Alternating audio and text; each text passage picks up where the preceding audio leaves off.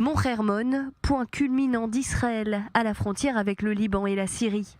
Un point stratégique pour Tsahal face à deux pays ennemis.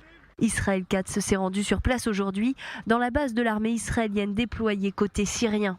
Objectif, définir la nouvelle politique sécuritaire d'Israël en Syrie. Le ministre israélien de la Défense a rendu visite aux troupes de Tsahal sur le terrain. Sa promesse, Tsahal restera déployé dans la région pour une durée illimitée.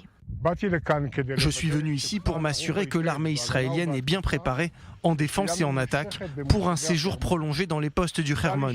L'armée israélienne maintiendra sa présence au sommet du Hermon et dans la zone de sécurité pour une durée indéterminée afin d'assurer la protection des habitants d'Israël.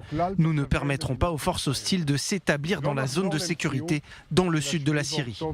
Le 8 décembre dernier, alors que les rebelles ont renversé le régime de Bachar al-Assad, Tsahal avait établi une présence dans le secteur syrien du Mont Hermon, une initiative stratégique visant à créer une zone tampon pour protéger les implantations israéliennes du plateau du Golan.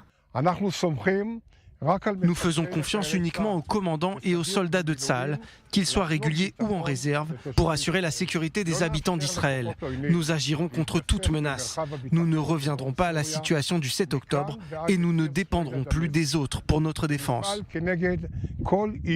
Des déclarations du ministre israélien de la Défense après les menaces du président turc.